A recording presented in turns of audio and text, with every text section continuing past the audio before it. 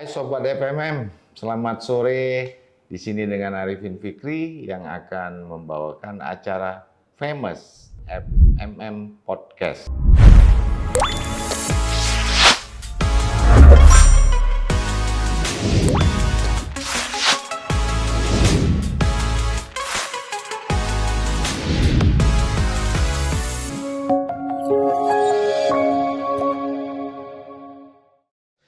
Hari ini, sore ini saya udah ada narasumber dari salah satu tim service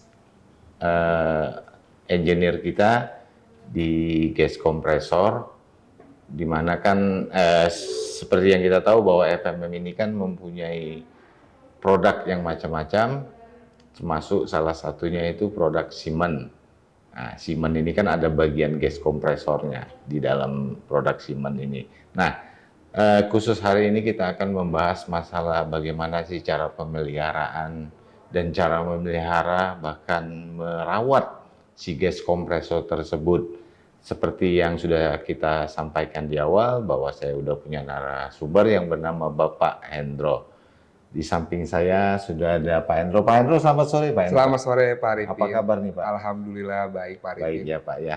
Jadi kita akan sapa pemirsa Pak dengan podcast ini yaitu FMM Podcast untuk menceritakan pengalaman Bapak yang sebagai service engineer ya di PT Fajar Mas Murni.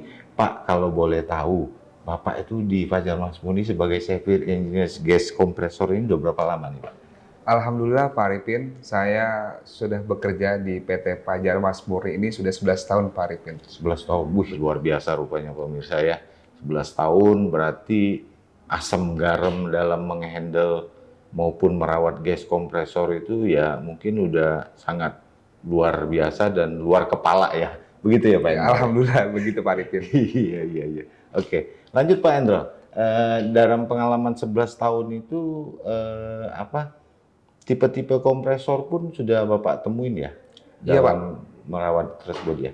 Alhamdulillah Pak, selama 11 tahun udah beberapa kali saya melakukan overhaul, terutama mayor overhaul ya Pak ya. Nah, ada tipe-tipe kompresor, sebenarnya ada dua jenis Pak kalau tipe kompresor. Oke, baik. Ya, itu ada high speed dan low speed Pak. Sebentar Pak, saya penasaran ini. Apa sih beda high speed dengan low speed? Nah, Supaya ini, pemirsa juga tahu ini kan. ya, baik Pak. Gimana, Pak? Kalau perbedaan kompresor high speed dan low speed itu Pak, Iya Pak. itu hanya di kecepatan di RPM-nya saja Pak. Oh, Ya, oke. jadi kalau high speed itu Pak, itu minimal di atas 900 sampai selanjut ke atas sampai sampai 1200 RPM Pak. Jadi yang high speed pemirsa itu di 900 sampai 1200 RPM Pak Iya, ya. betul Pak. Kalau yang low speed nih Low Pak speed Hendro, itu Pak di bawah 500 RPM Pak. di bawah 500 RPM itu dinamakan low Low speed. speed Ya. Pak. Contohnya Pak ya, ini kan customer kita ini udah banyak menggunakan gas kompresor Betul, yang dengan merek Siemens ya Pak ya. Betul, Pak. Nah, itu contohnya di mana Pak kalau high speed itu? Kalau high speed itu di beberapa tempat Pak, terutama di power plant di Cilegon ada Pak. Baik. Power plant di Cilegon, terus di Pertamina Sumatera Pak. Tepatnya di Sumatera mana Pak ya? Di Sumatera Selatan Pak. Baik, Sumatera Selatan memang Ya. saya dengar itu termasuk salah satu lumbung menyupport lumbung energi nasional Betul ya Pak, Pak. betul. Oke. Selain di Sumatera Selatan Pak, Itu ada di Pertamina Jawa Barat Pak. berarti di Pulau Jawa. nih, Betul, berarti Pak. Jawa Barat. Jawa Siap. Barat, ada Oke. di Pertamina EP di Jawa Timur juga Pak. Jawa Timur ada juga Betul. Pak. Ini high speed ya Pak. Betul Pak. Nah kalau yang low speed Pak, Kalau yang low speed yang kita punya itu di petrochemical Pak. kalau bicara petrochemical berarti seperti di industri apa itu Pak ya? Itu di industri pupuk Pak. Pupuk, oke. Dan ada juga kita di daerah Pekanbaru, itu di pabrik kertas Pak. Oh, siap. Jadi rata-rata di industri pupuk dan pulp and paper ya Pak? Ya? Betul Pak. Kalau betul, pabrik Pak. kertas kan pulp and paper yang nyebut. Betul Pak. Oke, baik Pak. Nah, kan kita sudah mau diskusi tentang mengarah ke detail nih Pak ya. Ada high speed gas kompresor, ada low speed gas kompresor. aplikasinya juga sudah jelas, ada yang untuk di area Pertamina, di petrochemical kan gitu ya Pak ya. Kalau Pertamina sudah jelas itu oil and gas Pak. Betul, Pak. Petrochemical kan artinya bisa juga pupuk, bisa juga yang Big paper tadi paper, Pak. ya. Kalau high speed Pak dengan low speed, ini gambaran umum aja ya Pak ya. Apakah itu sama Pak perlakuan maintenance-nya Pak ya? Mulai ya menurut Pak Hendro itu mulainya dari mana Pak? Oke, Pak. Bisa dijelaskan Pak Hendro? Kalau yang Bapak bilang tadi untuk perlakuan atau maintenance pada high speed dan low speed, itu pada dasarnya sama semua, Pak. Sama semua. Pak, sama semua. Nah, tapi di sini kita melihat sisinya dari running hour kompresor tersebut, Pak. Oh, baik. Running hours gitu, Pak. Ya. Nah, di sini kan ada berkala ya, Pak. Ada 4.000 jam, ada 8.000 jam, dan 12.000 dan seterusnya sampai 32.000 jam, Pak. Oke. Jadi yang seperti nanti ditampilkan di monitor ini ya, Iya, Pak ya. betul, Pak. Ada berkala yang Bapak bilang 4.000. Sekilas Pak, kalau kita mulai dari running hour 4.000 itu kira-kira apa aja ya Pak yang perlu kita maksudnya aplikasinya untuk melakukan perawatan itu Pak. Di Baik, 4.000 itu apa aja sih? Apa ada material yang harus diganti atau semacam mungkin lubrikasinya pun diganti begitu? Betul, Pak. Kalau untuk spare part, kalau tidak ada noise, maksudnya suara yang tidak enak didengar, biasanya itu harusnya diganti. Tetapi selama itu stabil, hanya kita di 4.000 jam itu kita hanya mengecek oli.